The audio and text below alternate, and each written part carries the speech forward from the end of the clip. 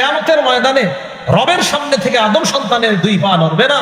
একটু মাথায় আইনেন, একটু চিন্তায় আইনেন যে রবের সামনে আমি দাঁড়িয়ে আছি আর 5 প্রশ্ন আমাকে করা হবে, উত্তর না দেওয়ার আগে নাকি 5 প্রশ্নের আগে আমার 2 পা নড়বে না। এগুলো মাঝে মাঝে চিন্তায় আনবেন আর চিন্তা করবেন।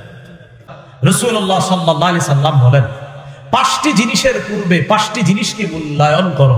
বলেন তো কয়টা বিষয়কে মূল্যায়ন করবো? 5টি। কয়টার আগে? 5টার আগে। মুস্তাদরাকে হাকিম বাইহাকির মধ্যে আসছে, قال رسول الله صلى الله عليه وسلم اغتنم خمسا قبل خمسين شبابك قبل حرمك।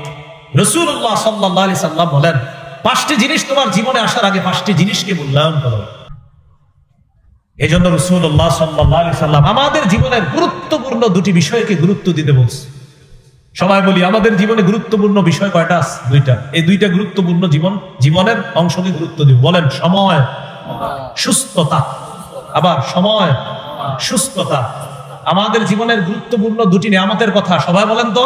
সময়, সুস্থতা। সময়, সুস্থতা। সহিহ বুখারীর বর্ণনা 6412 নম্বর হাদিস। قال رسول الله صلى الله عليه وسلم نعمتان مغبون فيهما كثير من الناس الصحة والفراغ।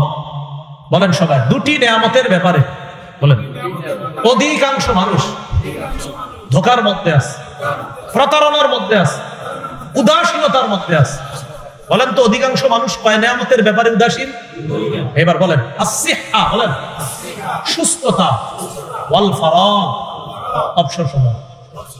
এই 2টা নিয়ামতের ব্যাপারে মানুষ উদাসীন, মানুষ প্রতারণার মধ্যে, মানুষ ধোঁকার মধ্যে। এই 2 নিয়ামত, একটা সুস্থতার নিয়ামত আর একটা অবসর সময়। সুস্থতার সময় দেখবেন জিকির করে না বেশি, দোয়া করে না বেশি, আল্লাহরে ডাকে না। অসুস্থ হইলেই আল্লাহ বাসার, আল্লাহ বাসার, অসুস্থ হইলে। তাহলে সুস্থতার সময় আল্লাহকে ডাকে না। আর আল্লাহ এটাই বলছে 25 পারা শুরু পৃষ্ঠা, وَإِذَا أَنْعَمْنَا عَلَى الْإِنسَانِ أَعْرَضَ وَنَأَىٰ بِجَانِبِهِ। আমি যখন মানুষকে নিয়ামত দান করি, মানুষ আমার এড়িয়ে চলে। আমি যখন মানুষকে নিয়ামত দান করি, ও আমার থেকে মুখ ফিরে আনে, আমার এড়িয়ে চলে। কি বলতেছে আল্লাহ দেখেন, আমি ওরে নিয়ামত দিলে ও আমার এড়িয়ে চলে, আমার থেকে মুখ ফিরে আনে। আমি আল্লাহ ওরে নিয়ামত দিলাম, ও আমার থেকে মুখ ফিরে আনে, আমারে পাশটাইটা চলে। وَإِذَا مَسَّهُ الشَّرُّ فَذُو دُعَاءٍ عَرِيضٍ। কোন বিপদ যখন তাকে স্পর্শ করে লম্বা চওড়া দোয়াওয়ালা বনে যায়। কি বলছে দেখছেন? লম্বা চওড়া দোয়াওয়ালা বনে। আসসালামু আলাইকুম হুজুর, চলেন বাসায় দোয়া আছে। এই পর্যন্ত কোন হুজুরের বাসায় নিছেন যে আপনি সুস্থতার অবস্থা খালি কোন হুজুর বিপদ আপদ? যখন এটা নেওয়ার পর হুজুরে আবার আপনার জিজ্ঞাসা করে তো কেন আনছেন, কি করবো? হুজুর বিপদ আপদ লেগে গেছে, দোয়া করে। সুস্থতার সময় কয়জন বলছেন হুজুর দোয়া করে? রাসূলুল্লাহ সাল্লাল্লাহু আলাইহি সাল্লাম বলেন 2টা নিয়ামতের ব্যাপারে মানুষ উদাসীন, এক সুস্থতা, 2 নম্বর অবসর। সুস্থতার সময় আল্লাহকে ওরে আমি নিয়ামত দিলে আমার এড়িয়ে চলে, পাশ কাটিয়ে চলে। আর যখন বিপদ দেয় ওরে, তখন লম্বা চওড়া দোয়া, আল্লাহ বাঁচা, আল্লাহ বাঁচা। এজন্য আমার সাথে সবাই বলেন, বলেন বিপদে পড়ার সময়, বলেন যতটা না আল্লাহকে ডাকি এর চেয়ে বেশি সুখের সময় আল্লাহকে ডাকবো। তাহলে দুঃখের সময় আল্লাহকে যত ডাকি এর চেয়ে বেশি ডাকবো, কি অবস্থা? সুখের অবস্থা। বলেন ইনশাআল্লাহ। তাহলে সুখের সময় আমাদের রবকে বেশি বেশি ডাকবো, কারণ রব সুখের মধ্যে রাখছে, তাই রবকে বেশি বেশি ডাকবো। বলেন ইনশাআল্লাহ। তাহলে কয় নিয়ামতে উদাসীন? একটা সুস্থতা, আর একটা হলো অবসর সময়। গার্মেন্টসে রওনা করছে, রওনা করার পরে গার্মেন্টসে আপনি আরো 1 ঘন্টা আছে, 1 ঘন্টা পরে কাজ শুরু করবেন। আপনি জানেন যে আমার গার্মেন্টসে পৌঁছতে এখন 1 ঘন্টা লাগবে, তাহলে 1 ঘন্টা পরে আপনি ব্যস্ত হয়ে যাবেন। 1 ঘন্টা এখন অবসর আছেন, গাড়িতে বসে রয়েছেন, লেগুনায় বসে রয়েছেন, অটোতে বসে রয়েছেন, গল্প গুজবে না কাটায়া যে 1 ঘন্টা পরে আমার কাজে লাগতে হবে, অতএব 1 ঘন্টা কাজে লাগবে। সুবহানাল্লাহ, আলহামদুলিল্লাহ, লা ইলাহা ইল্লাল্লাহ, আল্লাহু আকবার। জান্নাতের মধ্যে জান্নাতীরা কোনো কিছুর আফসোস করবে না, একটা আফসোস করবে, ইস আরেকবার বেশি যদি ওই সময় আমি একটু কাজে লাগাইতে পারতাম, একটু বেশি যদি সুবহানাল্লাহ বলতে পারতাম, তো জান্নাতে আজকে আমার অবস্থানটা এখানে না হয় আরো উন্নত অবস্থান হতো। এই আফসোস সব জান্নাতি করবে। তাহলে যেই সময়টা আমার নষ্ট হয়ে গেল, এটার আফসোস জান্নাতীরাও করবে। আবার বুঝেন, সময়ের আফসোস জান্নাতীরাও করবে। তাহলে কয় নিয়ামতে আমরা উদাসীন? একটা সুস্থতা আর একটা সময়। সময় কাজে লাগাবে। রাসূলুল্লাহ সাল্লাল্লাহু আলাইহি সাল্লাম বলেন 5টি জিনিসের পূর্বে 5টি জিনিসকে মূল্যায়ন করো। বলেন তো কয়টা বিষয়কে মূল্যায়ন করবো? 5টি। কয়টার আগে? 5টার আগে। মুস্তাদরাকে হাকিম বাইহাকির মধ্যে আসছে, قال رسول الله صلى الله عليه وسلم اغتنم خمسا قبل خمسين شبابك قبل حرمك। রাসূলুল্লাহ সাল্লাল্লাহু আলাইহি সাল্লাম বলেন, 5টি জিনিস তোমার জীবনে আসার আগে 5টি জিনিসকে মূল্যায়ন করো। 1 নম্বর, শাবাবাকা ক্বাবলা হারামিক, বার্ধক্য আসার আগে যৌবন কালকে মূল্যায়ন করো। বার্ধক্যে পৌঁছার আগে যৌবন কালকে মূল্যায়ন করো।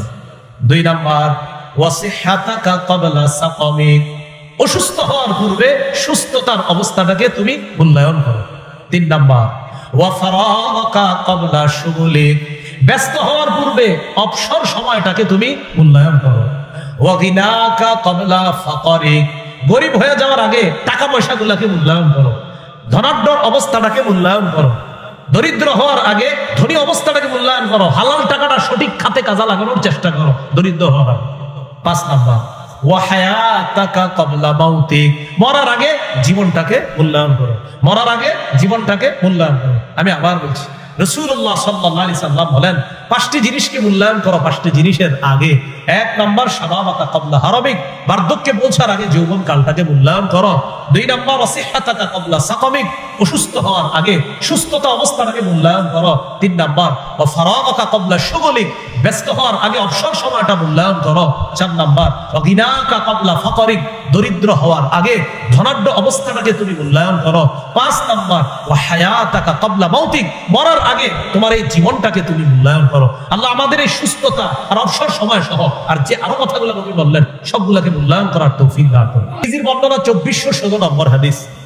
এই হাদিসের মধ্যে আসছে, আগে একটু আমরা পড়াশোনা করি সবাই, চলেন বলেন। 5টি প্রশ্নের আগে বলেন, কিয়ামতের ময়দানে আদম সন্তানের 2 পা নড়বে না। তাহলে এক অংশ আমি, বাকি অংশ আপনারা। বলেন তো, কয় প্রশ্নের আগে কিয়ামতের মাঠে 2 পা নড়বে না? 5টি প্রশ্ন। قال رسول الله صلى الله عليه وسلم لا تزول قدم ابن آدم من عند ربه يوم القيامة حتى يسأل عن 50। কিয়ামতের ময়দানে রবের সামনে থেকে আদম সন্তানের 2 পা নড়বে না। একটু মাথায় আইলেন, একটু চিন্তায় আইলেন যে রবের সামনে আমি দাঁড়িয়ে আছি আর 5 প্রশ্ন আমাকে করা হবে, উত্তর না দেওয়ার আগে নাকি 5 প্রশ্নের আগে আমার 2 পা নড়বে না। এগুলো মাঝে মাঝে চিন্তায় আনবেন আর চিন্তা করবেন। 1 নাম্বার, আন উমরিহি ফিমা আফনা, জীবন সম্পর্কে প্রশ্ন, জীবন কোথায় কাটিয়েছো।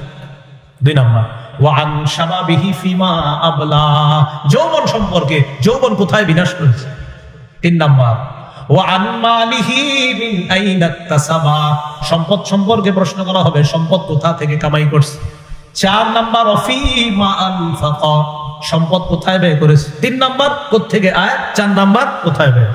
5 নাম্বার, ওয়া বিমাযা আমিলা ফিমা আলিমা, যা জেনেছে জানা অনুযায়ী আমল করেছে কিনা। এই 5 প্রশ্নের উত্তর না দেওয়ার আগে, 5 প্রশ্ন করার আগে আদম সন্তানের 2 পা নড়বে না। প্রিয় ভাইয়েরা, 1 নাম্বার জীবন, 2 নাম্বার যৌবন। 1 নাম্বার জীবন, 2 নাম্বার যৌবন। এর মানে আমার জীবন যৌবনের পুরাটা সময় পাই টু পাই হিসাব আল্লাহর কাছে দিতে হবে। আল্লাহ আমাদের সকলকে সুস্থতার সময় কাজে লাগানোর তৌফিক দান করেন। তাহলে আমরা পার্থিব জীবনে আছি, মনে আছি, ভুলে গেছি। শৈশবকাল, যৌবনকাল, বার্ধক্যকাল, পুরা সব মিলে আমাদের জীবনটা হবে সুস্থতার জীবন আছে। আবার সময়গুলা পুরাটা জীবনের প্রত্যেকটা অংশই মুহূর্ত খুব গুরুত্বপূর্ণ, দামি। বিশেষ করে বালেগ হওয়ার পর আমার প্রতিটা মুহূর্ত কিন্তু আমাকে কঠিনভাবে চলতে হবে, বুঝে শুনে চলতে হবে, একটুও যেন এদিক সেদিক না হয়। কেন? কারণ কিয়ামতের ময়দানে আমাকে প্রশ্নের মুখোমুখি হতে হবে। আল্লাহ আমাদের সকলকে সময়গুলা কাজে লাগানোর তৌফিক দান করুন।